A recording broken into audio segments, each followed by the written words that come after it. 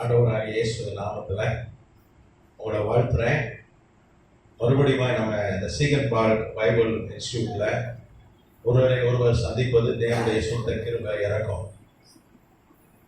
அருமையான சொன்னப்பன் ஐயா, பாஸ்டம்மா உள்ளிட்ட தேவ ஊழியர்கள், தேவ பிள்ளைகள் அனைவருக்கு என்னுடைய நன்றியை நான் தெரிவித்துக் கொள்கிறேன். நம்ம கடந்த வகுப்புல தர்சனம் ஆந்த்ரோபாலஜி நமக்கு ஒரு மானுடவியல், அதுல தர்சனம் அப்படின்னு சொல்லி ஒரு காரியத்தை நம்ம கற்றுக்கொண்டோம்.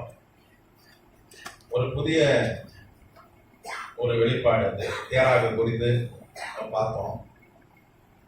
நம்ம இன்னைக்கு வெளிப்படுத்துற விசேஷத்துல இந்த 7 சபை காலங்களை மாத்திரம்தான் பார்த்துருக்கோம். வெளிப்படுத்துற விஷயம் ஒரு பெரிய கடல் அது. இன்னைக்கு பார்த்தீங்கன்னா அது தொடர்ச்சியா நம்ம வெளிப்படுத்துற விசேஷத்தை ஆய்வு செய்ய போறோம். வெளிப்படுத்தின விசேஷம் கர்த்தர் யோவானை கொண்டு எழுதி கொடுத்த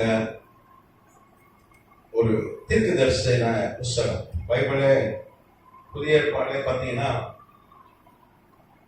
வெளிப்படுத்தின விசேஷம் மாத்திரம்தான் ஒரு ப்ராப்பர்ட்டிக் புக்கு.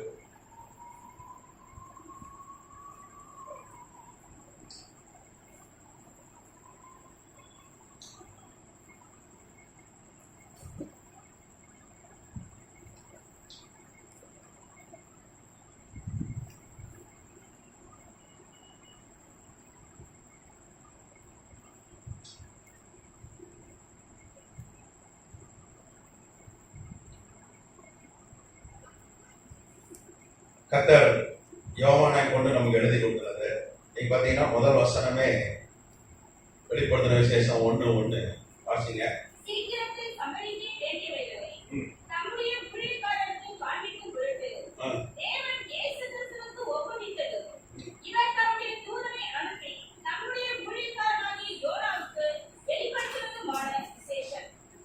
சீக்கிரத்தில் சம்பவிக்க போகிறவைகள்.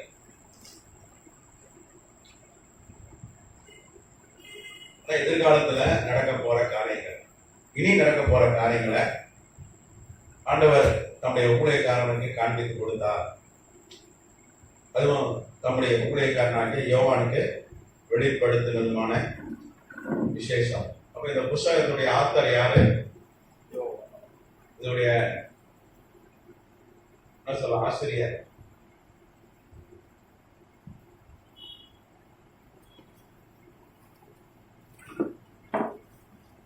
யோவான்.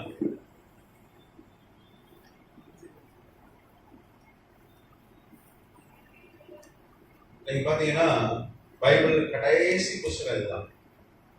முதல் புஸ்தகம் யாக்கோபு. புதிய ஏற்பாடு, பழைய ஏற்பாடுல ஃபர்ஸ்ட் புக்கு ஆதியாகமம்.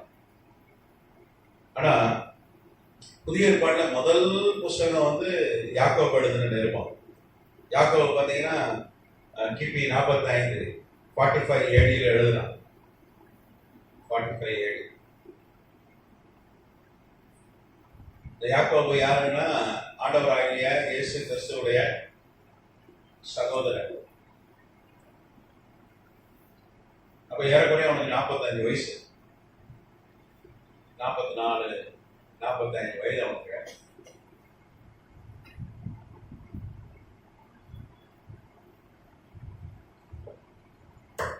அப்ப ஏற்கனவே யாக்கோபு படம் குறித்து கொஞ்சம் ஆய்வு செஞ்சிருக்கோம்னு நினைக்கிறேன். இல்ல, சரி, பிறகு பண்ணிக்கலாம். அப்போ நீங்க யாக்கோபு பார்த்தீங்கன்னா யாக்கோபு எழுதின நிருபம் ரொம்ப அற்புதமான, எல்லா பைபிள் எல்லா புஸ்தகம் கர்த்தருடைய வார்த்தை தான். யாக்கோபு புஸ்தகம் ரொம்ப அந்த நீதிமொழிகள் மாதிரியே இருக்கும். நாவ அடக்கிறது பத்தி இருக்கும். இப்ப யாக்கோபு உடைய சுயசரிதை நான் குறித்து ஏற்கனவே சொல்லியிருக்கேன். அவனுடைய பயோகிராபி, அவன் எழுதின சுயசரிதை வந்து ஜெனிவா, சுவிட்சர்லாந்து ஜெனிவால இருக்கு.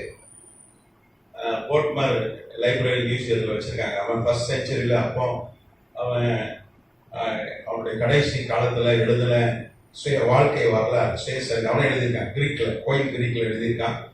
அதை வந்து ஆர்கியாலஜிஸ்ட் வந்து தொல்லியல் துறையினர் அதை கண்டுபிடிச்சிருக்காங்க. டாக்டர் போர்ட்மர் சுவிட்சர்லாந்து அந்த தொல்லியல் துறை விஞ்ஞானி தான் அதை அவங்க குழுவில தான் கண்டுபிடிச்சி இப்போ ஜெனீவால இருக்கு, யுனெஸ்கோவால் அங்கீகரிக்கப்பட்ட. ஏன்னா எந்த ஒரு ஃபைண்டிங்கும், எந்த கண்டுபிடிப்பும், எந்த ஒரு எக்ஸ்கவேஷனோ ஐநா சபையில் இருக்கிற, யூஎன்ல இருக்கிற அந்த யுனெஸ்கோவால் அங்கீகரிக்கப்பட்டாதான் அது ஆத்தென்டிக், அது அங்கீகரிக்கப்பட்டது. போய் கூகுளில் நிறைய பார்க்குறோம், யூடியூப்ல நிறைய பார்க்குறோம். இதெல்லாம் வாயில வந்ததுதான் என்ன போடுறாங்க. கூட ஜான் ஜெபராஜ் மேல சேர வாட்டி கூட்டுறாங்க. ஆனால் ஜான் ஜெபராஜினுடைய மனைவிக்கும் அவருக்கும் பிரச்சனை. என்ன பிரச்சனை அப்படின்னா, அந்த அம்மா பொசசிவ்.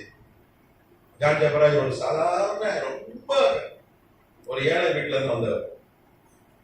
ஒரு குப்பை கொட்டுற இடத்துல தான் ஒரு ஓலை கொட்டாய். அவங்க வீடு கிராமத்துல, செங்கோட்டை. நீங்க செங்கோட்டை போனீங்கன்னா தெரியும், அது ஒரு கிராமம், அதுவும் கிராமம். குப்பை மேட்டில் தான் ஒரு ஓலை கொட்டையில தான் இருந்தாங்க. ஒரு ஏழை, ரொம்ப ஏழை. ஆனால் கர்த்தர் உயர்த்தினார்.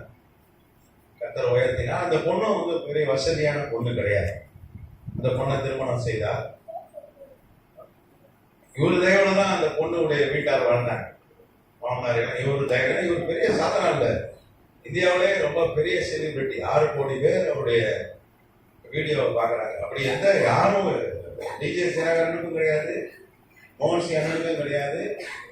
6 கோடி பேர், எந்த இந்தியாவில் எந்த ஊழியக்காரனுக்கு இல்லாத ஒரு புகழ். 6 கோடி பேர் பார்க்குறாங்க. 6 கோடி பேர், 60 பில்லியன்.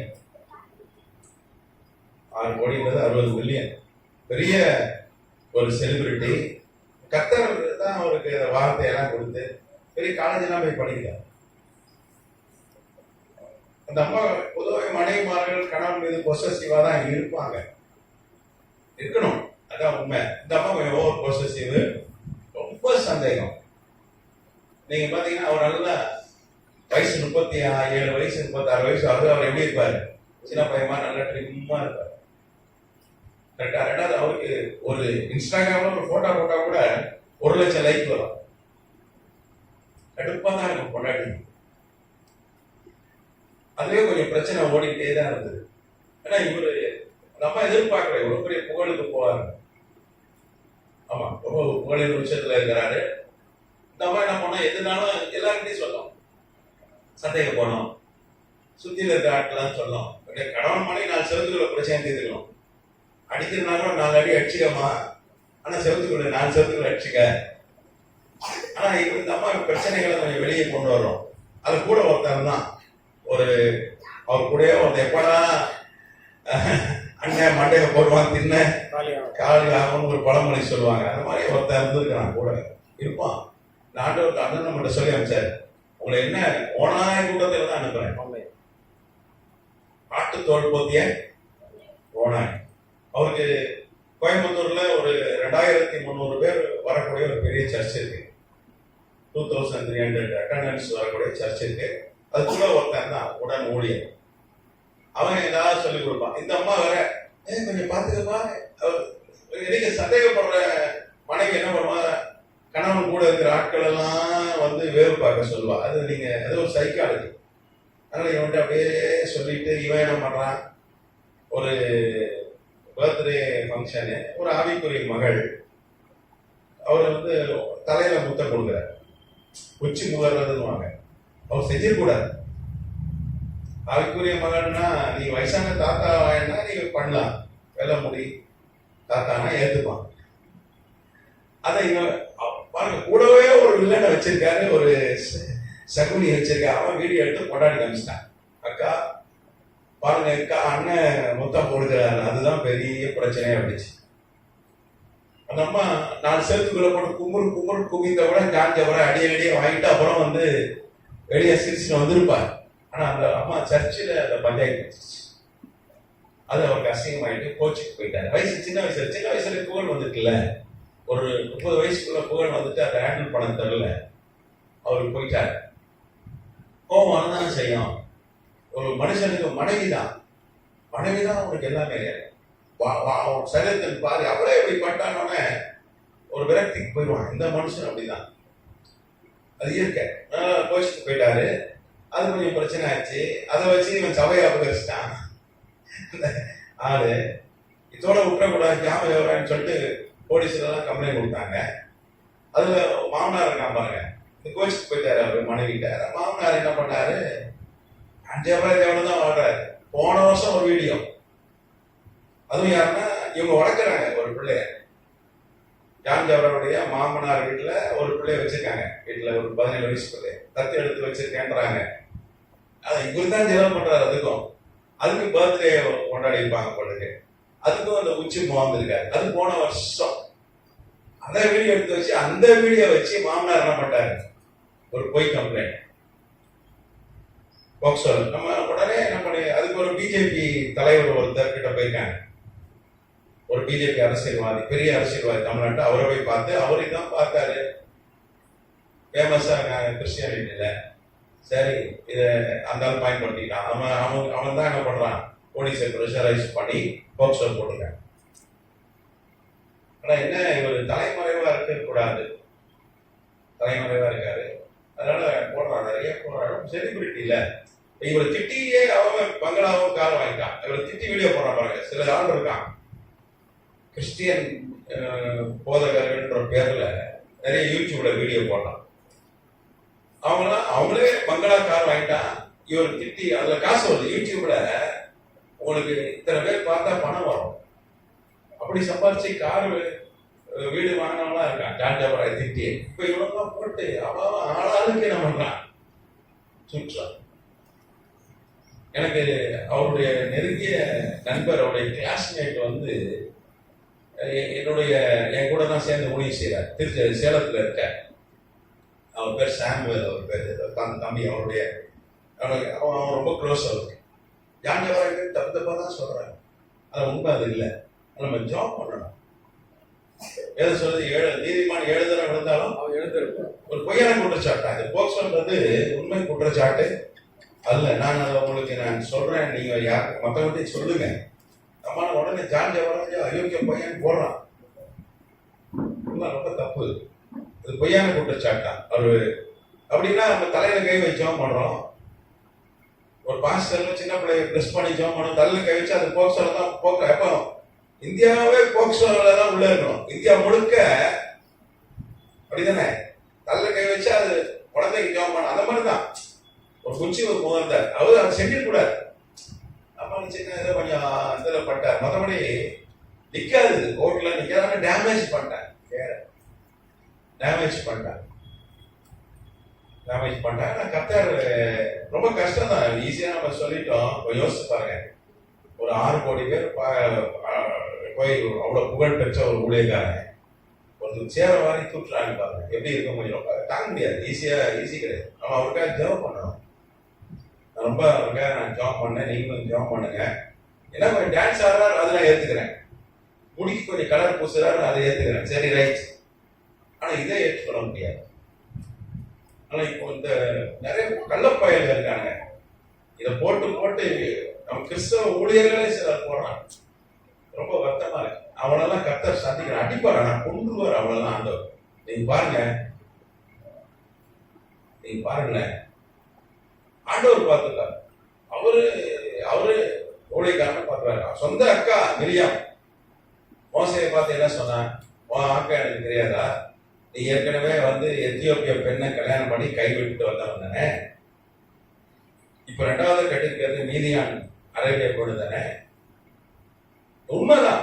மோசை 27 வயசுல, மோசை பாத்தீங்கன்னா ஏற்கனவே 40 வயசு வரைக்கும், ஒரு 20 வயசுல 40 வயசு வரைக்கும் அவன் தான் எகிப்துடைய 2வது ரூலர். அவன் கோ ரிஜென்ட் என்று சொல்வார்கள். அவங்க அம்மா ஹேட் ஷேப் சுட்டு, நான் உங்களுக்கு எல்லாம் எடுத்திருக்கேன், போன வகுப்புல சொல்லி கொடுத்தேன். ஆமா, அப்ப அவன் 27 வயசா இருக்கும்போது அவன் ஆப்பிரிக்காவே ஜெயிச்சான். கிக்கியானஸ் ஒரு பேரரசன் தான் ஆப்பிரிக்கா ஒரு பெரிய கிங்டம். அப்போ இன்னைக்கு அமெரிக்கா ரஷ்யா மாதிரி அன்னைக்கு எகிப்து ஆப்பிரிக்கா, அதை ஜெயிச்சான். அவன் மேல தூக்கிட்டு வந்துட்டான். அவ பேர் கூட சொன்னேன், என்ன பேரு? தர்பீஸ் அடோனியா. ஆமா,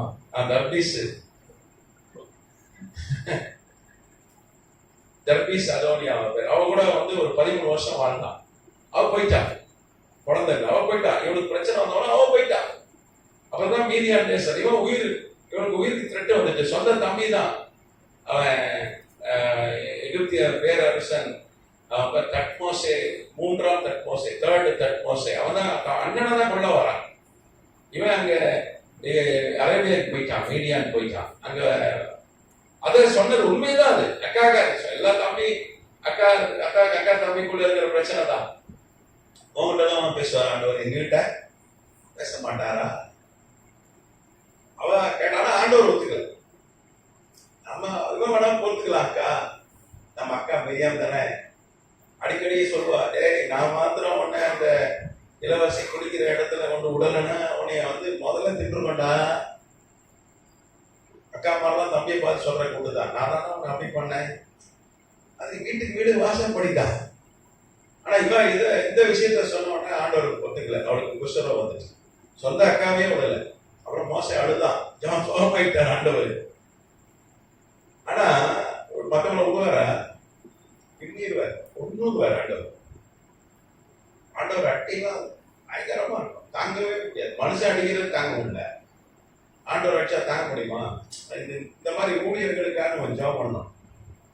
எல்லாம் அனலம் இல்லாம குடிர் இல்லாம வாந்தி பண்ணி போடுற நிலைமையில இப்ப நம்ம லவதிக சபை காலத்துல இருக்கிறோம். அது நீங்க சோசியல் மீடியா ரொம்ப கேடு, ரொம்ப கேடு. நன்மை இருந்தாலும் நிறைய கேடுதான் இருக்கு. அதனால நீங்க விசேஷமா நீங்க ஜெபம் பண்ணுங்க. சரி, அப்படி பார்த்தா யோசேப்புலாம் பொய்யான குற்றச்சாட்டு, அவங்க மேல ஒரு பாலியல் குற்றச்சாட்டு போட்டுதான் ஜெயில போட்டாங்க. ஆனா ஜெயில இருந்து வெளியே வரும்போது பிரைம் மினிஸ்டரா வெளியே வந்தான். 30 வயசுல இருந்து 110 வயசு வரைக்கும் பிரைம் மினிஸ்டர் தான். அவனுடைய சிலையெல்லாம் இருக்கு ஈஜிப்ட்ல. அவனுடைய சிலை, அவனுடைய 3 கலர், பிளாக், ரெட், ஒயிட் அங்கி போட்ட ஒரு சிலை இன்னைக்கு ஈஜிப்ட்ல இருக்கு. அவன் படம் போட்டு வெளியிட்ட நாணயங்கள், காயின்ஸ் இன்னைக்கு ஈஜிப்ட்ல இருக்கு. அவன் எகிப்துடைய பிரதமராக இருந்தான் 80 வருஷம். அந்த நாட்டுடைய கரன்சியில எப்படி நம்ம ஊர் பணத்துல காந்தி தாத்தா உருவத்தை போட்டு தானே அச்சடிக்கிறாங்க. அமெரிக்கால ஆப்ரஹாம் லிங்கன் உடைய படத்தை போடுற மாதிரி அவன் ஆட்சி செய்யும் போது அவன் படத்தை போட்டுதான் காய்ச்சி அடிச்சாங்க. எவ்வளவு பெரிய கணம் தருவார் ஆண்டவர். ஜபராஜுடைய கழகத்தை தொடக்க முடியும், தேவனால் கூடாத காரியம் ஒரு அனுமதிச்சிருக்கலாம். கொஞ்சம் பெருமை இருக்கிறதுல பெரிய ஆபத்து. வியாதியா பெருமையானா பவுலுக்கு மூளையில கட்டி அது பிச்சுச்சு வைக்கலாம் நீங்க. ஏன்னா ஏற்கனவே சொல்லியிருக்கேன், 2002ஆம் வருஷம் ரோம்ல அவனுடைய கல்லறையை உடைச்சி விஞ்ஞானிகள் ஆய்வு செஞ்சாங்க 7 வருஷம். அதுல ஆர்கியாலஜிஸ்ட், அதுக்கப்புறம் இந்த சயின்டிஸ்ட், மெடிக்கல் சயின்டிஸ்ட், டிஎன்ஏ மரபணு விஞ்ஞானிகள், இந்த ஜெனட்டிக் அந்த சயின்டிஸ்ட் எல்லாம் ஆய்வு செஞ்சு ஒன்று கண்டுபிடிச்சாங்க. பவுல் 36 வயசா இருக்கும் போது அவருக்கு மூளையில கட்டி வந்துச்சுன்னு கண்டுபிடிச்சாங்க. 26 வருஷம் அந்த கட்டியோட தான் வாழ்ந்தார். நாமத்துக்கு சோத்துருவோம். எதை சொல்ல ஏதோ மாறிட்டேன். என்ன சொல்ல வந்தேன்?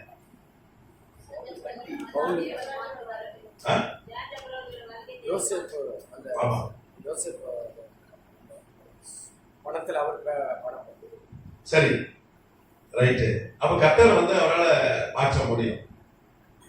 சரியா? பவுலதான் யாருமே ஏற்றுக்கல, யாருமே நம்பல, யாருமே ஏற்றுக்கல, யாரும் நம்பல.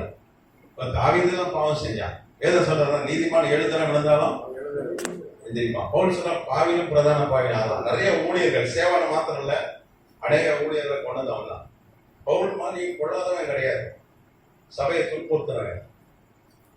அவன் சொன்னா பாவிலும் பிரதான பாவி நான் தான். அவனே ஆண்டவர் கொண்டார். தேவனால் கூடாத காரியம் ஒன்றுமே இல்லை. சரி,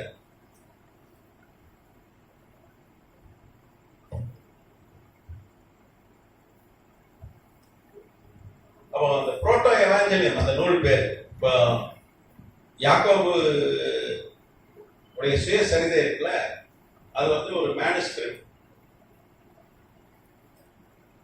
நான் ஏற்கனவே உங்களுக்கு சொல்லியிருக்கேன், இதான் ஒரு வாட்டி எனக்கு கொடுக்குறேன். புரோட்டோ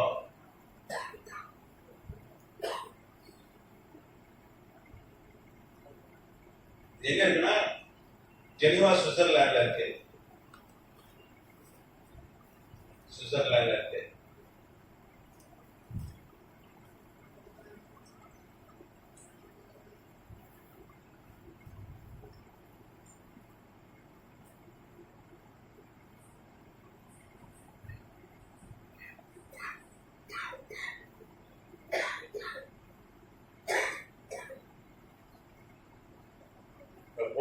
லைப்ரரி இருக்கு, போட்மேன் லைப்ரரி மியூசியம்.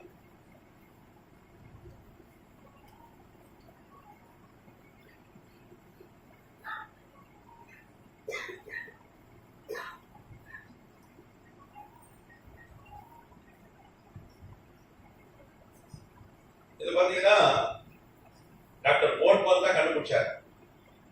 அவர் ஒரு ஆர்கியாலஜிஸ்ட். அவர் சுவிட்சர்லாண்டை சார்ந்த ஒரு ஆர்கியாலஜிஸ்ட். 1952ல அது எகிப்துல கண்டுபிடிச்சாங்க, ஈஜிப்ட்ல.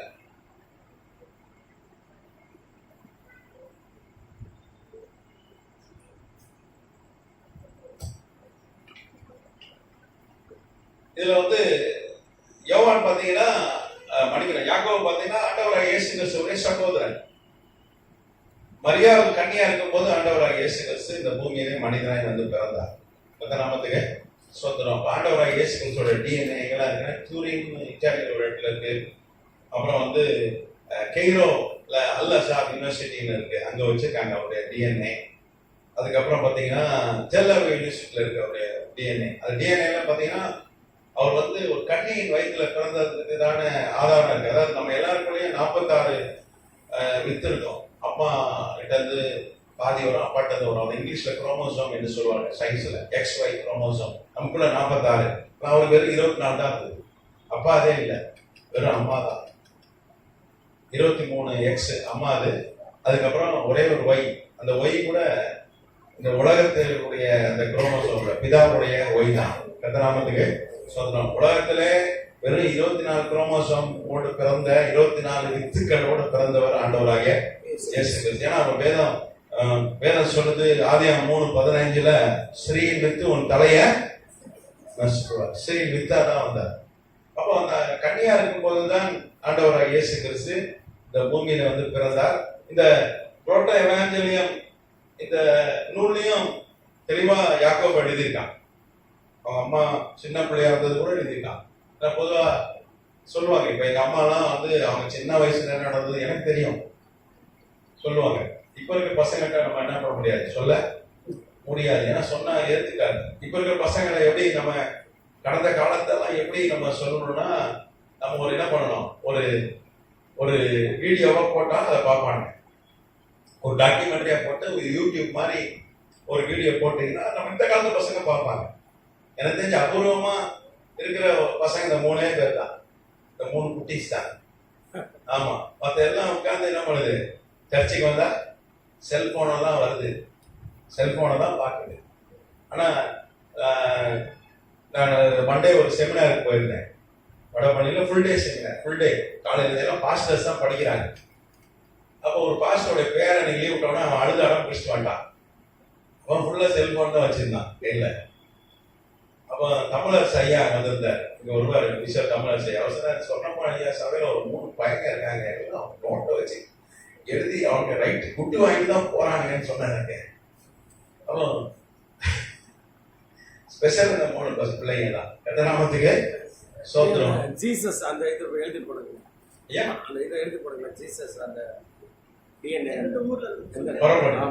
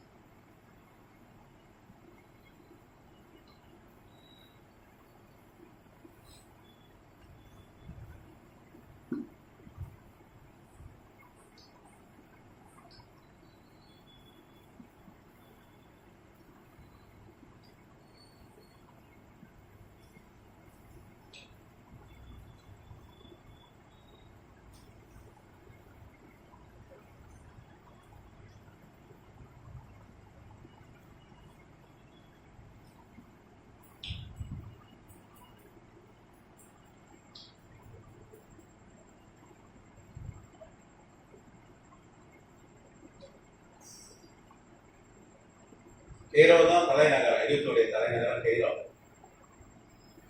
அப்ப எப்படி நியூ டெல்லி மாதிரி.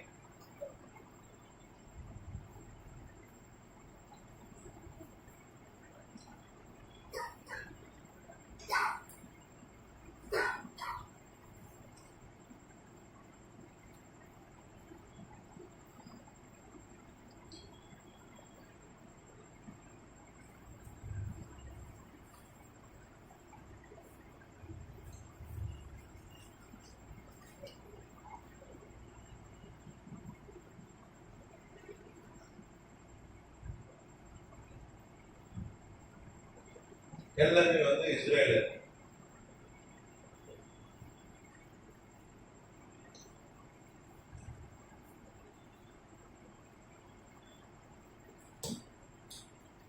இப்போ யாக்கோபு எழுதின சுயசரிதம். யாக்கோபு பார்த்தீங்கன்னா ஆண்டவராக இயேசு கிறிஸ்துடைய சகோதரன். வேதத்திலேயே நம்ம பார்க்கிறோம். யோசேப்புக்கும் மரியாளுக்கும் பிள்ளைகள் இருந்தாங்க. யாக்கோபு, யூதா, யோசேப், சிமியோன், அப்புறம் சகோதரிகள் இருந்தாங்க. அவர் கன்னியா இருக்கும்போது அவர் பிறந்துட்டார். நீங்க பாத்தீங்கன்னா யாக்கோபு வந்து ஆண்டவராக இயேசு கிறிஸ்து மரித்து உயிரோடு எழுந்த பிறகுதான் விசுவாசம். அது வரைக்கும் என்ன பண்ணலாமே விசுவாசிக்கல. நீங்க 1 கொரிந்தியர் 15 அதிகாரத்துல தெளிவா சொல்லப்பட்டிருக்கு. பவுலை கொண்டு கர்த்தர் எழுதுறாரு. 1 கொரிந்தியர் 15 யார் யாருக்கு தரிசனமானார் அப்படின்னு சொல்லி போட்டிருக்கு. அதுல பாத்தீங்கன்னா 7ஆம் வசனம் சொல்லுது, பின்பு யாக்கோபுக்கும் அதன் பின்பு அப்போஸ்தலர் எல்லாருக்கும் தரிசனமானார். யாக்கோபு பாத்தீங்கன்னா அவரை விசுவாசிக்கவே இல்லை. வேதம் சொல்லுது யாக்கோபும் சகோதரர்களும் அவருக்கு எதிராக தான் இருந்தாங்க. உன் வீட்டாரே உனக்கு சத்துரு அப்படின்ற வார்த்தை ஆண்டவர் வாழ்க்கையில தான் அவர் பூமியில மனிதன் இருக்கும்போது வீட்டாரே சத்துரு வந்தாங்க. நீங்க பாத்தீங்கன்னா அவரை விசுவாசிக்கல வேதம் சொல்லுது. அதுக்கப்புறம் பாத்தீங்கன்னா யோவான்ல வாசிக்கிறோம் அவங்க அவரை விசுவாசிக்கல. அதுக்கு பிற்பாடு பாத்தீங்கன்னா அவரு கப்பர்நகூம்ல வந்து ஒரு வீட்டுல பிரசங்கம் பண்ணும் பொழுது அவங்க சகோதரர்லாம் வந்து என்ன பண்ணாங்க. நீங்க யோவான் 7ஆம் அதிகாரத்துல பாத்தீங்கன்னா 5ஆம் வசனம், யோவான் 7:5, அவருடைய சகோதரரும் அவருடைய விசுவாசி அடிப்படையாக அப்படி சொன்னார்கள்.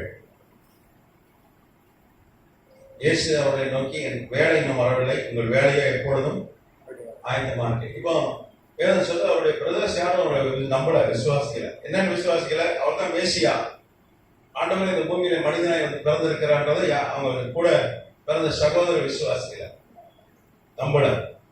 நீங்க பாத்தீங்கன்னா அவர் ஒரு வீட்டுல போதிக்கும் பொழுது இவர் வந்து மதிமயங்கி இருக்கிறார். இவர் பைத்தியம் சொல்லி குடிச்சிட்டு போவாங்க. யார் வந்தா? சொந்த சகோதரரே வந்தாங்க. அவர்தான் ஆண்டவர் என்ன சொன்னாரு, யார் எனக்கு சகோதரன், யார் எனக்கு தாய், என் சித்தத்தின்படி செய்யறவங்க தான் என்னுடைய சகோதரன், என்னுடைய தாய் என்று சொன்னார். பாருங்க, அவங்க சகோதரர்கள் அவருக்கு தீங்கு தான் செஞ்சாங்க. யாரும் அவர் விசுவாசிக்கல. அது குறிப்பா சிலுவை அண்டையில மரியாள் தவிர யாரும் வரல, கூட போன யாருமே வரல. யோவான் ஒண்டி இருந்தான். ஆனா மரித்து உயிரோடு எழுந்த பிறகு அவர் காட்சி கொடுத்தார்.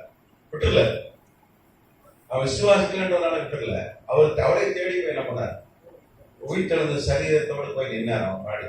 நீங்க பாத்தீங்கன்னா பிலிப்பியர் 3ஆம் அதிகாரம் சொல்லுது, கடைசி வசனம்,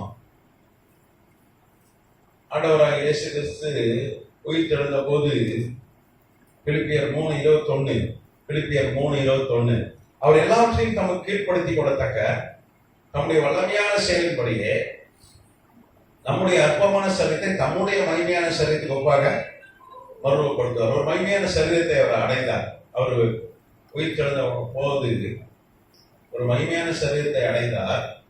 அந்த சரீரத்துல தானே போய் என்ன பண்ணார், தன் சகோதரனுக்கு காட்சி கொடுத்தார். தன் தம்பிக்கு என்ன பண்ணார், காட்சி கொடுத்தார். அப்பதான் அவனுக்கு ப்ரூவ் பண்ணார். அதுக்கப்புறம் அவன் ஏற்று பண்ணான். அவன் அவனுடைய ஸ்பேஸ் எழுதுறான், நான் ஒரு முட்டா பயிலா இருந்தேன், என் வீட்டுல மேசியா இருந்துட்டே நான் விசுவாசிக்கல, அவருக்கு தீங்கு செஞ்சேன், எனக்கு ஞானம் கிடையாது அப்படின்னு சொல்லி எழுதுறான். நான் பாவியும் பெரிய பாவின்னு எழுதுறாங்க சுயசரிதையில. 30 கிபி 30 AD தான் என்ன பண்றான், ஆண்டவரை ஏற்றுக்கொள்கிறான். 30 AD தான் என்ன பண்றான், ரட்சிக்கப்படுகிறார்.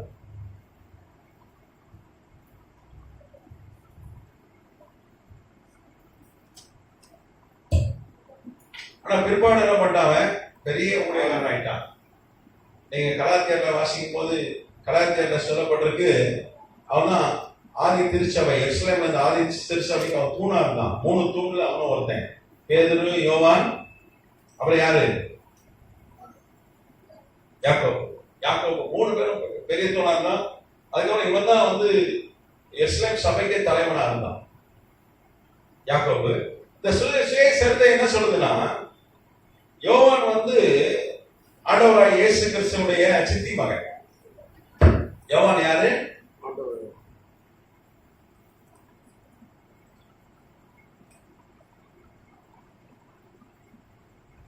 யார் சித்தி மகன்?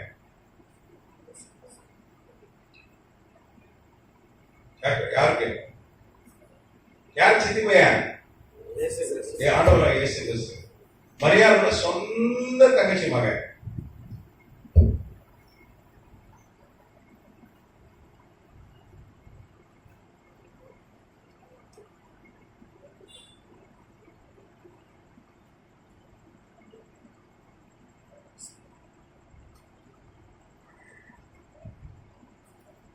சொந்த தங்கச்சி மகன். நீங்க பாத்தீங்கன்னா யோவானுடைய வரலாறு பாத்தீங்கன்னா, யோவானை குறித்து பைபிள்ல நிறைய இருந்தாலும் யோவானுடைய வரலாறு பாத்தீங்கன்னா, யோவானுடைய ஹிஸ்டரி யார் நிறைய ஹிஸ்டாரியன்ஸ் பதிவு செஞ்சிருக்காங்க.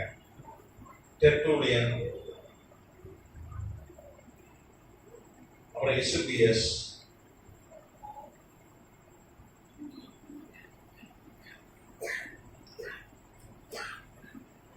இவெல்லாம் யோவானுடைய வரலாறை பதிவு செஞ்சிருக்காங்க.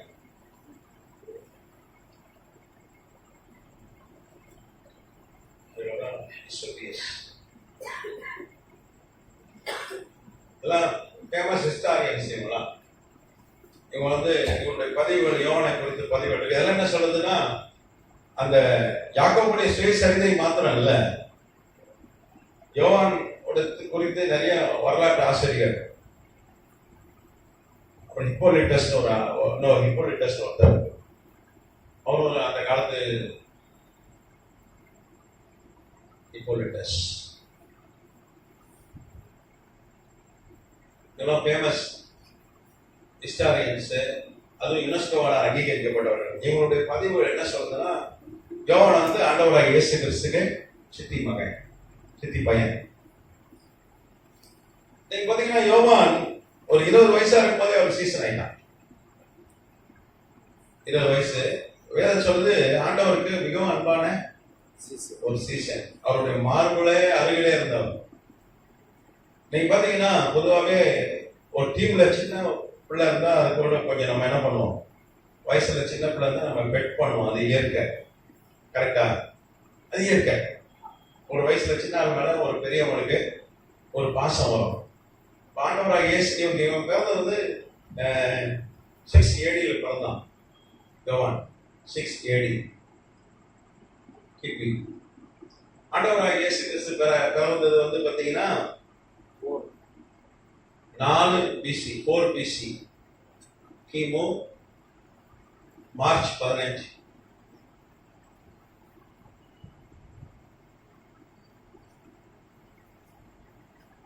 நீ கேட்கலாம், அதோட மார்ச் 15 உங்களுக்கு எப்படி தெரியும்? நான் ஏற்கனவே உங்களுக்கு நிறைய கிளாஸ் எடுத்திருக்கேன், ஆதாரங்கள்லாம். நமக்கு ஒரு பெரிய குழு என்னன்னா, நட்சத்திரம் தோன்றுச்சு வானத்துல.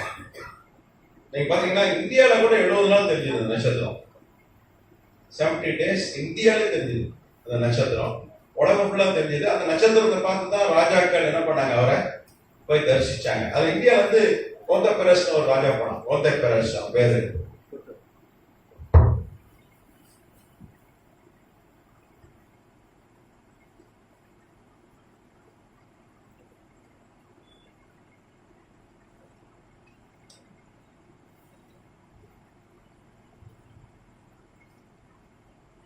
இந்தோ பார்த்திய சாம்ராஜ்யத்துடைய ராஜா.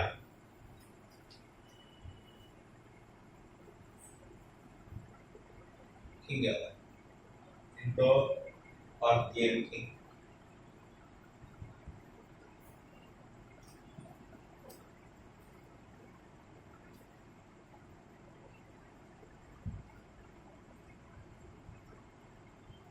கேரளால இருந்து ஈரான் வரைக்கும் பெரிய சாம்ராஜ்யம். அது ஆப்கானிஸ்தான், பாகிஸ்தான், பர்மா, பலுச்சிஸ்தான் இதெல்லாம் அடங்கிய, பூட்டான் இதெல்லாம் அடங்கிய ஒரு தேசம் தான் இந்தோ பார்த்திய சாம்ராஜ்யம். அதுக்கு அரசனா இருந்தேன். இந்தியாவில 70 நாள் தெரிஞ்சது. நீங்க பாத்தீங்கன்னா பைஜ்நாத் பூரி, நமக்கு இந்தியாவுக்கு ஒரு பெருமை என்னன்னா, பைஜ்நாத் பூரி என்கிற வரலாற்று ஆசிரியர் இந்தியர். அவர் உலக புகழ் பெற்ற வரலாற்று ஆசிரியர் பேர் பைஜ்நாத் பூரி.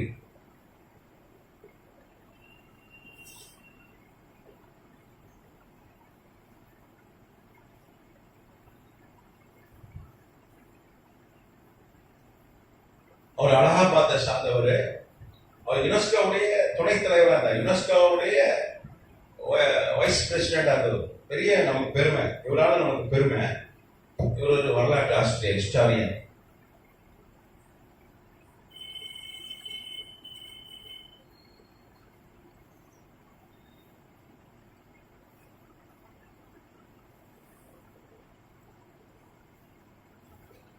இவருடைய வரலாற்று பதிவு என்ன சொல்லுது?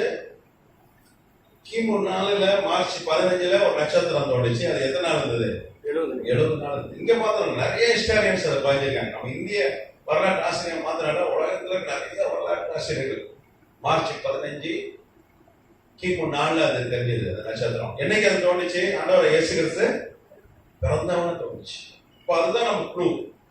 அதுபோல நிறைய வேற ஆதாரங்களும் இருக்கு. நிறைய ஆதாரங்கள் இருக்கிறது. அதெல்லாம் நம்ம ஏற்கனவே ஆய்வு செஞ்சிட்டோம் நினைக்கிறேன். இல்ல எல்லாமே நம்ம கற்றுக்கொண்டுட்டோம். இருந்தாலும் ஒரு உங்களுக்கு நினைவூட்டுதல் தான். அதை நம்ம சொல்றோம். இதை போட்டோ எடுத்துடலாமா? எழுதிட்டீங்களா? நம்ம எழுதிட்டியா? ஐயோ சிரிக்கிற போராட்டம் அழுதானே. நேற்று பிறந்த நாள். ஆமா, நேற்று பிறந்த நாளா? Happy birthday. எல்லாம்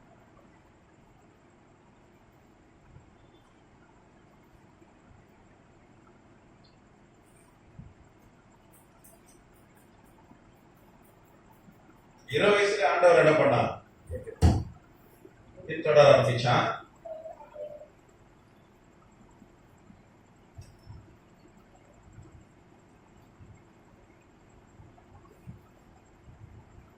ஆண்டவருடைய தம்பி வேற ஒரு பக்கம். இப்ப கசின் சொல்றோம் அப்படிதானே? இப்பெல்லாம் கசினுக்குலாம் பெரிய இப்பெல்லாம் யாரும் அட்டாச்சா இருக்கிறது இல்லை. நானும் சின்ன வயசா இருக்கும்போது சித்தி பசங்க எல்லாம் சொந்த தம்பி மாதிரி இருப்பாங்க. இப்ப அந்த உறவுலாம் இல்ல அப்படிதானே? சொந்த அண்ணன் தம்பி கூட அப்படி பாசமா இல்லை. இப்போ வர வர வர வர ஆமா, போன்ல பேசிக்கிறாங்க. அது கூட எல்லாம் குரூப் வச்சிருக்காங்க. அந்த குரூப்ல தான் கொஞ்சம் உறவு ஒட்டிட்டு தொங்குது. ஃபேமிலி குரூப் அதையும் சட்டாயிருது. ஃபேமிலி குரூப்ல வாட்ஸ்அப் குரூப் போட்டு அதையும் சட்டாயிருது. வீட்டுக்குள்ளே பேச மாட்டேங்கிறாங்க. அம்மா அப்பா பிள்ளைங்க 4 பேர் இருக்காங்க ஒரு வீட்டுல. அவங்களும் ஒரு குரூப் வச்சுக்கிறாங்க, வாட்ஸ்அப் குரூப். ஆமா, வாட்ஸ்அப் குரூப்ல தான் பேசிக்கிறாங்க. நேரா யாரும் பேசுறதுல இல்ல. ஆமா, இன்னைக்கு என்ன சமைக்கிறதுன்னு அம்மா கேக்குது வாட்ஸ்அப் குரூப்ல. ஒருத்தன் சொல்றான் மீன் சமைக்கிறான், ஒருத்தன் சிக்கன் செய்யறான். இப்படிதான் இருக்கு இன்னைக்கு ஆக்கம். வீட்டுக்குள்ளேயே ஆக்கம் அப்படிதான் இருக்கு. ஒருத்தர் பேசுறதே இல்ல. அதே மாதிரி டிராவல்லையும் அப்படிதான். நான் நிறைய டிராவல் பண்றேன் ஆண்டவருக்கு விட. யாரும் கூட பேசுறதும் இல்ல. அந்த காலத்துல பக்கத்துல ரயில்ல பிரயாணம் பண்ணாலும் சரிதான், இல்ல பிளேன்ல போகும்போது பேசலாம். ஏன்னா பிளேன்ல செல்போன் ஆஃப் பண்ண சொல்லிடலாம். அது கூட அப்பா டவுன்லோட் பண்ணிட்டு வந்துடுறேன் வீடியோவை, அதை பார்க்கலாம். ஆமா, இப்ப பேசுறதே இல்ல ஒருத்தர். சரி, ஆனா அன்னைக்கெல்லாம் பாத்தீங்கன்னா எல்லாம் பாசமா இருப்பான். சித்தி சரிம்மா எல்லாம் ஒரே ஒன்னா இருப்பான், கூட்டு குடும்பமா இருக்கும். இப்ப நானும் எனக்கு சித்தி பசங்க உண்டு. நான் போடுற ட்ரெஸ் தான் அவங்க போடுவாங்க. அன்னைக்கெல்லாம் அப்படிதான். எங்க அண்ணன் ஒரு பேண்ட் போட்டு சட்டை போட்டு அவருக்கு சின்னதான ஒரு அதுக்கப்புறம் எனக்கு தருவாங்க, அதை நான் போடுவேன். எனக்கு சின்னதான ஒரு என் சித்தி பசங்க போடுவாங்க. கடைக்குட்டி வரைக்கும் போடுவாங்க. ஆனா அந்த துணி அன்னைக்கெல்லாம் நல்லா இருக்கும், சாயம் போகாது. ஆமா, அது புத்தம் புதுசாவே இருக்கும். இன்னைக்கு ட்ரெஸ் எல்லாம் 3 மாசத்துல பள்ளி நிக்குது. 3 மாசத்துல சாயம் போய் பள்ளி அடிச்சிருது. அது எவ்வளவு ரூபாய்க்கு வேணாலும் தெரியுதா? அப்படிதான் இருக்கு. அன்னைக்கு அப்படி இல்லை, குவாலிட்டியா இருக்கும். ஒரு குடும்பத்துக்கு ஒரு ட்ரெஸ் எடுத்தா போதும். அது சின்னதாக இன்னைக்கெல்லாம் அப்படி போடுமா? இன்னைக்கு குட்டியோண்டு நடக்க பழகிறவன அதுவே ஷாப்பிங் பண்ணுது. அதுதான் போய் ட்ரெஸ் எடுக்குது. அது எடுத்து கொடுத்தாதான் போடுது. ஆமா, இந்த காலத்து பிள்ளைங்க ரொம்ப மோசம். அதுவே எடுத்து அது இதுதான் போட வேண்டியது, அதை வாங்கி கொடுத்தாதான் போடுது பிள்ளைங்க. சரி, இப்ப யோவான் 20 வயசுலயே ஒரு சீசன் ஆயிட்டான். நீங்க பாத்தீங்கன்னா அவன் தான் வந்து யோவான் சுவிசேஷ நூல்,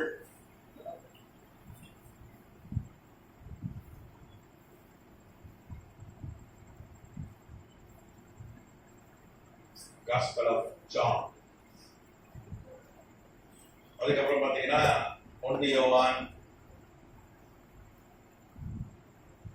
2 யோவான்,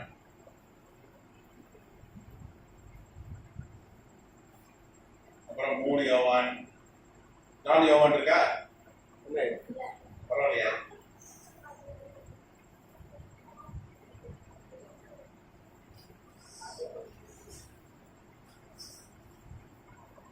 ஏதாவது நிருபம் வேணும், நிருபம்.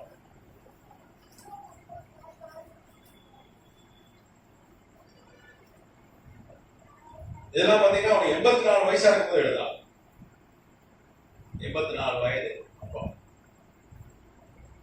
90 AD.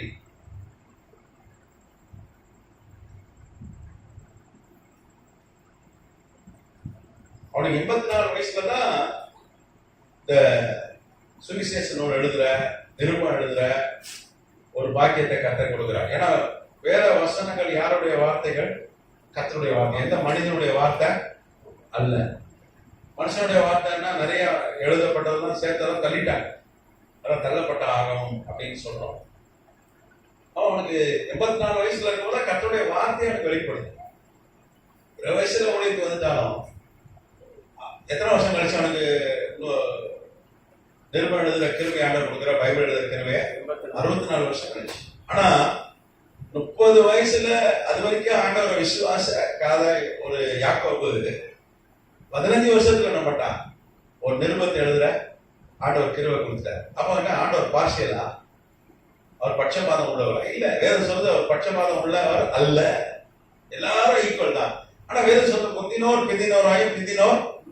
சிலருக்கு சில நேரங்கள்ல சில நேரம் லேட் ஆகிற மாதிரி இருந்தாலும் அது ஆண்டவருக்கு அது கரெக்டான டைம் தான். அப்ப 84 வயசுலதான் அவனுக்கு வந்து ஊழியத்துல கொஞ்சம் வளர்ச்சி வருது. விட்டாராம் 84 வயசுல.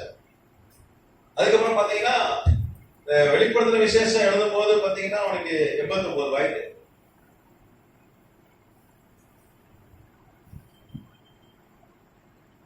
$95 and $96 AD தான் எழுதுறான்.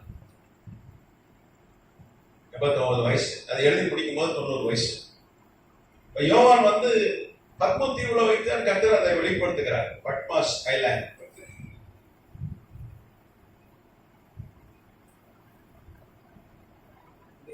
தொண்ணூற்றி 96 எழுதி முடிச்சேன் சார்.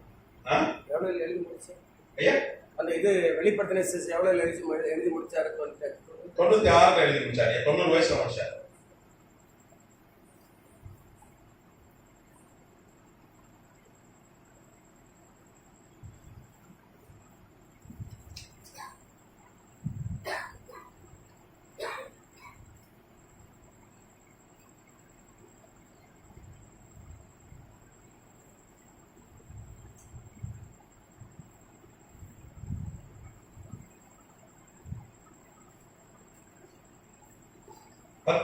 பட்மாஸ் ஐலாண்ட், பத்ம தீவு. இது எங்க இருக்குன்னா கிரீஸ்ல இருக்கு. இன்னைக்கு இருக்கு. கிரீஸ்னு ஒரு நாட்டுல ஏஜியன் கடலுக்குள்ள இருக்கு. ஏஜியன், இந்த கடல் பேரு ஏஜியன், ஏஜியன் சி.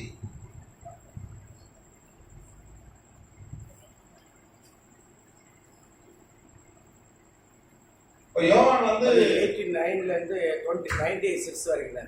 ஐயா 95 96 கிபியா 89ல 90 வயசுல ஒரு வருஷம் போலதான் இருந்தா. 1.5 வருஷம் போலதான் இருக்கும். இப்போ இந்த தீவு பாத்தீங்கன்னா ஒரு ஆள் கூட கிடையாது. அவன் அங்க தீவுல போடும்போது அது ஆழமற்ற தீவு. நீங்க பாத்தீங்கன்னா ஜியாலஜிஸ்ட் என்ன சொல்றாங்க, இந்த எரிமலையெல்லாம் ஆய்வு செய்யறவங்க, இந்த மலை பூமிக்கடியில காரியங்கள் ஆய்வு செய்யறவங்க தான் ஜியாலஜிஸ்ட். அவங்க என்ன சொல்றாங்க, இது ஒரு எரிமலை வெடித்து கடலுக்குள்ள உண்டான தீவு, உள்ளவே பாறை, அதுக்குள்ள ஒரு குடிக்கிற தண்ணி கிடையாது, ஒரு மரம் செடி கூட கிடையாது. இன்னைக்கு ஒரு 5000 பேர் இருக்கான். இன்னைக்கு நம்மளோட தண்ணியை வந்து மேன்லேண்ட்ல இருந்து கொண்டுடலாம். இன்னைக்கு ஒரு 5000 பீப்புள் அங்க இருக்கிறான், இன்னைக்கு வாழ்றான். இன்னைக்கு டெக்னாலஜி வளர்ந்துட்டு இன்னைக்கு அங்க குடி இருக்கிறான். ஆனா அன்றைக்கு ஒரு நாள் கூட கிடையாது. இவனை கொண்டு போய் ஒரு கைதியா தான் போடுறாங்க. ஒரு கைதியா இவனை யார் போடுறா? டொமிஷியன். ஒரு டொமிஷியன் என்கிற ரோம பேரரசர். டொமிஷியன்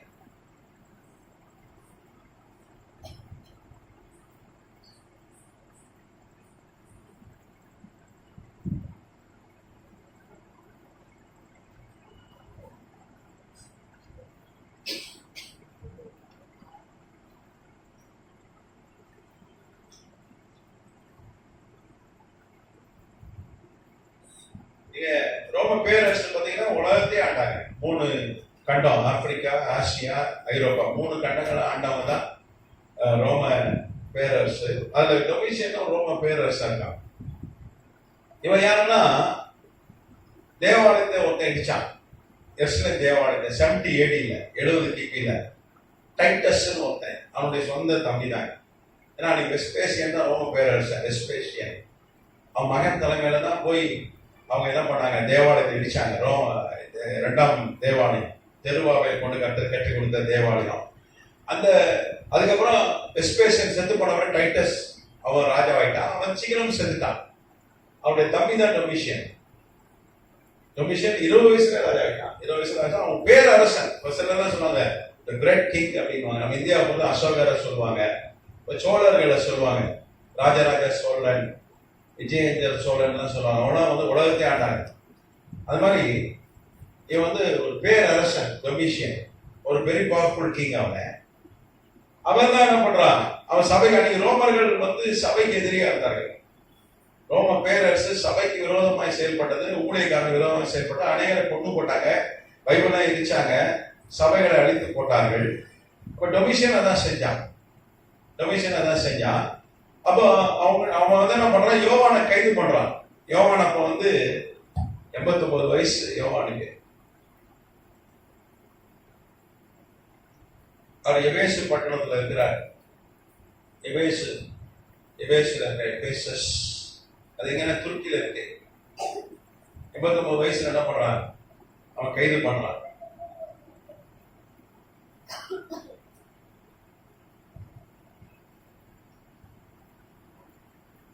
எதுக்குன்னா அவரை வந்து கொண்டு போனவனுக்காக கைது பண்றான்.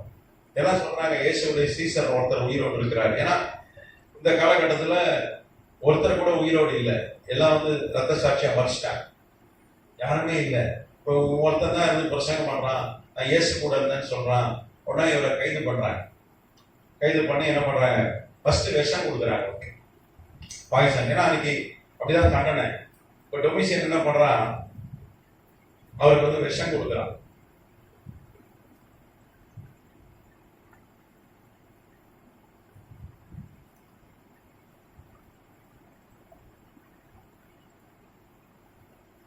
நாளைக்கு மரண தண்டனை.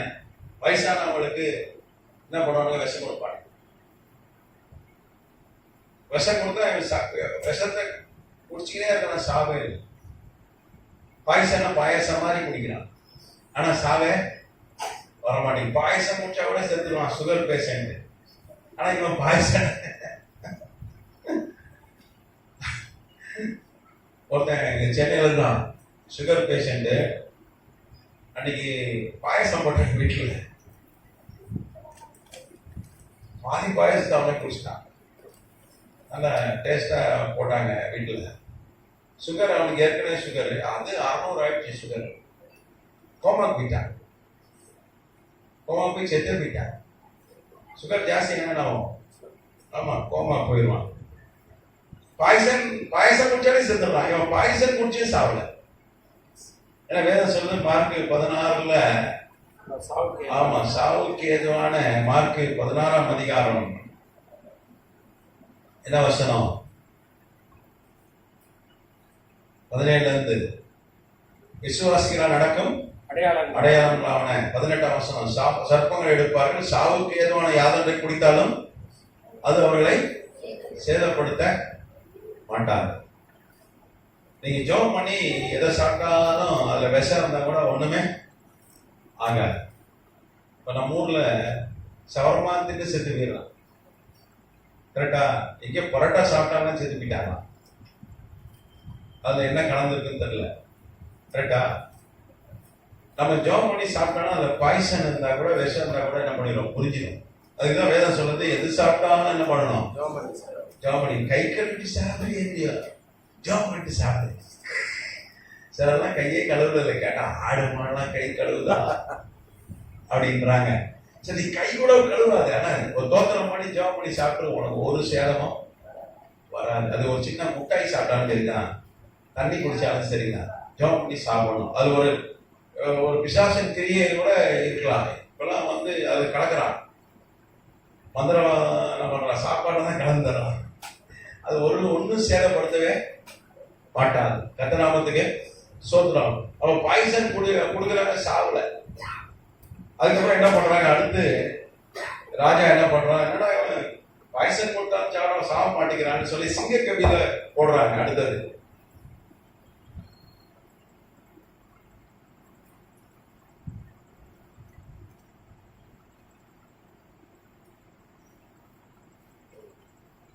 சிங்கக்கேள்வி.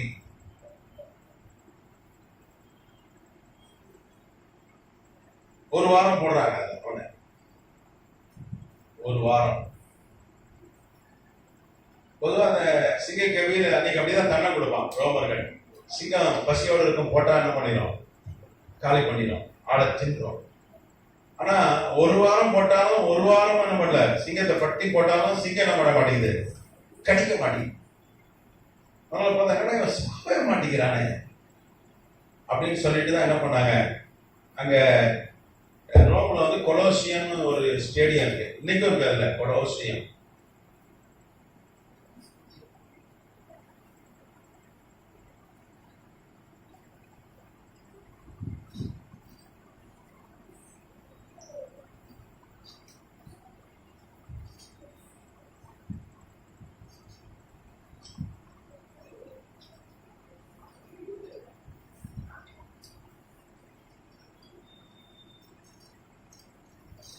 இந்த கொலோசியம் ஸ்டேடியத்தை கட்டது யாருன்னா டொமிஷியனுடைய அப்பா தான், வெஸ்பேசியன்.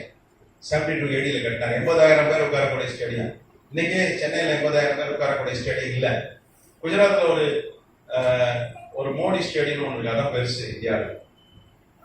அன்னைக்கே 72 AD 72 கிபியில் அந்த ஸ்டேடியம் கட்ட. இன்னைக்கு கொலோசியம் இருக்கு. நீங்க போனீங்கன்னா, நீங்க இட்டாலி ரோம் போனீங்கன்னா சொல்லுங்க, நான் உங்களுக்கு நான் லொகேஷன் அனுப்பிச்சு வைக்கிறேன். போகும்போது தயவுசெய்து சொல்லுங்க. சரி, என்ன சிரிக்கிறீங்க? போக முடியாதா? போலாம். தேவனா கூடாத காரியம். ஒரு ஜாப் பண்ணுங்க. இந்த கொலோசியத்தை அதை ஒரு வாட்டி பார்த்துட்டு வரணும்னு ஜாப் பண்ணீங்கன்னா, நம்ம குடியிருப்பு எங்க இருக்கு, நம்ம அக்கௌண்ட் எங்க இருக்கு, வெளிப்படுத்தின விசேஷம் மணிக்கணும். பிலிப்பியர் 3ஆம் அதிகாரம் 20ஆம் வசனம் என்ன சொல்லுதுன்னா, நம்முடைய குடியிருப்பு எங்க இருக்கிறது, நம்முடைய குடியிருப்போ பரலோகத்தில் இருக்கிறது. அங்கிருந்து கர்த்தராகிய இயேசு கிறிஸ்து என்னும் ரட்சகரோட காத்திருக்கிறோம். நம்ம குடியிருப்பு எங்க இருக்கு, பரலோகம். நம்ம ரேஷன் கடை எங்க இருக்கு, அங்கதான் இருக்கு. அப்புறம் பேங்க் அக்கௌண்ட் அங்கதான் இருக்கு. நீங்க பாருங்க, அமெரிக்காவில் வேலை செய்வான். இங்க சென்னையில மவுண்ட் ரோட்ல இந்த ஜெமினி பேர் போட்ட அமெரிக்கன் எம்பசி இருக்கு. அங்க வெள்ளக்காரன் வந்து வேலை செய்யலாம். நீங்க பாத்துருக்கீங்களா? ஸ்கூல் எங்க இருக்கு, நம்ம தரமணியில இருக்கு ஸ்கூல், அமெரிக்கன் ஸ்கூல். பாத்துருக்கீங்களா? அவன் வந்து பாத்தீங்கன்னா அவங்க சொத்தே வாங்க மாட்டான். இந்தியாவில காரை வாங்க மாட்டான். நீங்க பாத்துருக்கீங்களா? அவனுக்கு கார் அங்க இருந்தா வரும். அவனுக்கு பிள்ளைங்களுக்கு படிப்பு எங்க வருது, அங்க இருந்தா வரும். சம்பளம் எப்படி வாங்குவான், டாலர்ல தான் வாங்குவான். அவனுக்கு இந்தியாவில தான், சென்னையில தான் குடியிருப்பான். நம்ம ஊர் வெயில தான் இருப்பான் அவன். நம்ம கடிக்கிற வெயிட்ட அவனுக்கு அடிக்கும். நம்ம ஊர் பீச்சில் தான் போய் காத்து வாங்கணும் அவன். ஆனா அவனுக்கு பேங்க் அக்கௌண்ட் எங்க இருக்கும், அமெரிக்காவில் இருக்கும், யூஎஸ்ஏல இருக்கும். கரெக்டா சம்பளம் டாலர்ல தான் வரும். நம்ம ஊர் பணம் வந்து 85 ரூபா. அவன் 1 ரூபா கொடுத்தானா இங்க எவ்வளோ, ரூபா. ஒரே ஒரு ரூபாய் கொடுத்தானா நல்லா ஒரு டிபெட் சாப்பிடலாம் மூணுல. சக்தி வாய்ந்த பணம் அதுதான் வரும். அதே மாதிரி நம்ம ஒருவேளை இங்க பூமியில இருந்தாலும் நமக்கு எங்க இருக்கு குடியிருப்பு? ஆமா, நமக்கு எல்லாம் அங்கிருந்து தான் வரும். நமக்கு தெரிய மாட்டேங்குது. நம்ம அக்கௌண்ட்ல நிறைய பணம் இருக்கு, அது அப்படியே சும்மா கிடக்கு, யாருமே என்ன பண்ணல, யூஸ் பண்ணல, தெரியல. உங்களுக்கு பணம் இருந்தா தானே எடுப்பீங்க. அதனால நீங்க ஜாப் பண்ணீங்கன்னா ஆண்டவர் அனுப்புவார், தேவைக்கு அனுப்புவார். என்ன தேவை கேட்டீங்கன்னா அனுப்புவார். கத்தனாமத்துக்கு சொந்தம். எனக்கு ஒரு குடும்ப சொத்து ஒன்று இருக்கு. எங்க அப்பா சம்பாதிச்சது பெரிய சொத்து, ஈசிஆர் ரோட்ல இருக்கு, மிகப்பெரிய சொத்து, பல கோடி ரூபாய் பெரிய சொத்து. ஆனா என் குடும்ப சொத்து என் கூட பிறந்த 2 பேர் கைத்து விட மாட்டீங்க. நானும் அந்த காலத்துல இருந்து வித்துலான்னு நினைக்கிறேன். அவங்க யாரும் வந்து கைத்து போடவே மாட்டேங்க. ஒரு 2 ஆட்கள் இருக்காங்க, நாங்க மொத்தம் 6 பேர், 2 ஆட்கள் கைது போட மாட்டேங்க. இன்னைக்கு வரைக்கும் நேற்று வரைக்கும் பேசுறோம். ரீஸ்டார்ட் தான் போய் காத்திருந்துட்டு அவங்க வரல. ஆனா பாருங்க, நான் நினைச்சேன் அந்த சொத்தை வித்துதான் அவங்க வீடு வாங்க நினைச்சேன். அந்த காலத்துல நினைச்சேன், அப்போ ஊழியத்துக்கு வந்த போது வித்துட்டு சென்னையில ஒரு வீடு வாங்க. ஆனா அதை விற்காமலே கத்த எனக்கு ஒரு வீடு கொடுத்துருக்காரு. ஒரு இண்டிபெண்டன்ட் வீடு கத்தகிரில 2 பார்க்கிங், 2 கார் நிறுத்துற பார்க்கிங்கு, கொஞ்சம் 2 வீலர் நிறுத்துற பார்க்கிங். ஏன்னா இன்னைக்கு சென்னையில தான் நான் இருக்கிற பகுதி சிட்டிக்குள்ள தான் இருக்கேன். இன்னைக்கு ஒரு இண்டிபெண்டன்ட் வீடு வாங்கினா 3-4 கோடி ரூபாய் இருந்தாதான் வாங்க முடியும். எங்கிருந்து வந்தது அது? அங்கிருந்து வந்தது. ஹோம் லோன் கிடையாது. மெயின் ரோட் பக்கம் ஐயாவுக்கு தெரியும், என் வீடு யாருக்கெல்லாம் தெரியும், நம்ம தம்பி ஸ்டாலினுக்கு தெரியும். அப்போ கூட வந்து கொஞ்சம் ரிப்பேர்லாம் பண்ணி கொடுத்தாரு ஸ்டாலின். ஸ்டாலினை பிடிக்க ரொம்ப கஷ்டம், அந்த ஸ்டாலினோட போய் பார்த்துக்கலாம். இந்த ஸ்டாலினை பிடிக்க ரொம்ப, எங்க வீட்டில் அப்படிதான் பேசிக்கிறாங்க. ஸ்டாலின்லாம் ஒரு 2-3 மாசம் காத்திருக்கணும் வர்றதுக்கு. அப்போ நம்முடைய குடியிருப்பு, நம்ம பணம் எங்க இருக்கு? பரலோகத்துல இருக்கு. எத்தனை கோடினாலும் தேவைன்னா தருவார். புரியுதா? நம்மளாம் நினைச்சிட்டு இருக்கோம் நமக்கு இவ்வளவுதான் சம்பளம், நமக்கு இவ்வளவுதான் அக்கௌண்ட்ல இருக்கு, இதெல்லாம் இப்படி கொஞ்சம் சேர்த்தா இவ்வளவுதான் வரும், இது கொஞ்சம் ஹோம் லோன் போட்டா இவ்வளவு வரும், இப்படிதான் நம்ம கணக்கு போடுவோம். எப்படி கணக்கு போடவே கூடாது. நம்முடைய அப்பா எங்க இருக்காரு? அங்க இருந்து பணம் அனுப்பாரு. நல்ல அப்பா, நமக்கு நல்ல தகப்பா. இந்த உலக தகப்பனே கொடுப்பான். கொள்ளாத தகப்பனே கேட்கறதெல்லாம் மீனை கேட்டா பாம்பை தர மாட்டான், முட்டையை கேட்டா கல்ல தர மாட்டான். நல்ல தகவல், நமக்கே உயிரே கொடுத்தாரு. உயிரோட பெருசு உலகத்துல எதுவுமே இல்ல. உயிரோட ஏதாவது பெருசு இருக்கு, அதே கொடுத்துட்டாரு. மத்தெல்லாம் அதோட சின்னதுதான். நீ கேட்டு வா, நீ வேலை சொல்லி கேட்கல, அதனால பெற்றுக்கொள்ளல. உள்ள உட்காந்து நம்ம கணக்கு தானே போடுறான். உட்காந்து ஒரு வேலை எடுத்து டக்கு டக்கு இவ்வளவுதான் நம்ம சக்தி இருக்கலாம். அங்க இருக்கு கணக்கு இல்லாத பணம் இருக்கு. கதநாமத்துக்கு சோத்திரம். நீங்க கொலோசி அதனால போலாம். அதனால ஒரு ஜாப் பண்ணி ஒரு பாஸ்போர்ட் எடுங்க. நீங்க பாஸ்போர்ட் எடுக்காம ஜாப் பண்ணீங்கன்னா ஒரு பிரயோஜனம் இல்லை. முதல்ல பாஸ்போர்ட் எடுங்க, நீங்க போயிட்டு வாங்க இட்டாலி. கதநாமத்துக்கு சோத்திரம். இந்த கொலோசியர்ல 80,000 பேர் உட்காரலாம். அப்ப ராஜா என்ன பண்றான்? எல்லாரையும் வர வைக்கிறான், டிக்கெட் போட்டு வர வைக்கிறான். ஒரு எண்ணெய் கொப்பரை அதுல யோவான் என்ன பண்றான்? காலையில இருந்து இரவு வரைக்கும் அந்த எண்ணெய் கொப்பரையில முக்கிய எடுக்கிறாங்க. அவன் சாகவே இல்லை. டெர்டூலியன் வரலாற்று ஆசிரியர், நான் சொன்ன பாருங்க 3 ஹிப்போலிட்டஸ், டெர்டூலியன், யூசேபியஸ் 3 வரலாற்று ஆசிரியர்கள் வந்து யோவானை பார்த்திருக்காங்க. அவன் காலத்துல அவனுடைய வரலாறு பதிவு செஞ்சிருக்காங்க.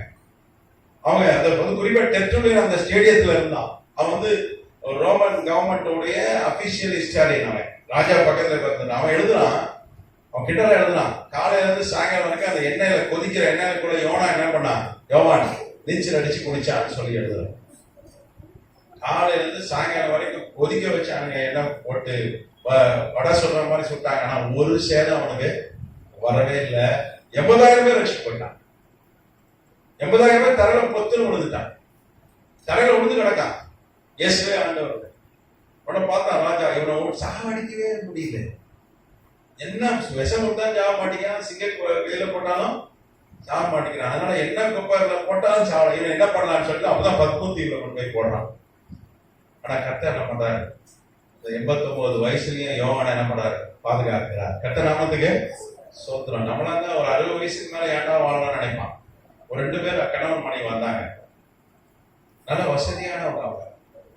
அது குறிப்பா அந்த மாப்பிள்ளையுடைய அப்பா நல்ல வசதி, சம வசதி. அவங்க வந்து, ஐயா ஒரு கார் வாங்கணும், ஜெபம் பண்ணுங்க அப்படின்னாங்க. சரி, கார் வாங்க சொல்லி ஜெபம் பண்றாங்களே, நானும் ஜெபிக்க ஆரம்பிச்சேன். அப்ப அந்த மருமக அந்த மனைவி சொல்லிச்சு, ஐயா காசு கோடி கணக்குல இருக்கியா, ஆனா எங்க மாமனார் ஒண்ணும் தரவே மாட்டாரு. அவர் இருக்கிற வரைக்கும், அவர் உயிரோடு இருக்க வரைக்கும் காரே வாங்க முடியாது. இப்ப எப்படியாவது ஒரு கார் வேணும் அப்படின்னு எங்க மாமனார் செத்து போனோன்னு ஜெபம் பண்ணுங்க அப்படின்னு சொல்லுது. சொல்லுது. நான் கேட்டேன், என்ன வயசுப்பா? 60 வயசு. 60 வயசுல டிக்கெட் வாங்க சொல்றான் நம்மால். பையன் சேர்ந்து தலையாட்டுறான். அம்மா ஊருக்கு போய் நிற்க வேண்டியது இருக்கியா? ஏன் நீ சம்பாரி? இவன் கார் வாங்கினவங்கள யார் சாவணுமா? 60 வயசு அப்பன் மண்டே போனோமா மாமனார் என்ன குடும்பம் அப்பதான் யோசிச்சு பார்த்தோம். ஐயோ 60 வயசு ஆளே வாழக்கூடாதுன்னு நினைக்கிற உலகம் ஆயிடுச்சு. கரெக்டா? எல்லாரும் அப்படி இல்லை. அதுக்கு எல்லாம் நல்ல பிள்ளைங்களா இருக்காங்க. கர்த்தர் நாமத்துக்கு சோத்திரம். சரி, இந்த 89 வயசு யோவானை கர்த்தர் எப்படி பாதுகாக்கிறார் பாருங்க. கர்த்தர் நாமத்துக்கு சோத்திரம். அப்படிதான் கொண்டு போய் அவனை பத்மத்தீவுல கொண்டு போட்டாங்க. சரி, நமக்கு டைம் ஆயிடுச்சு. நம்ம அடுத்த வகுப்புல தொடரலாம். கர்த்தர் பாதுகாக்கிறார். ஆண்டவருடைய திட்டம் வாழ்க்கை நிறைவேறாதனால கர்த்தர் என்ன பண்றவன பாதுகாக்கிறார். சரி, முடிச்சு நம்ம ஏதாவது கேள்வி இருக்கா? கேள்வி இருந்தா கேளுங்க. சரி, டைம் ஆச்சு. அடுத்த வகுப்புல இதை தொடரும்.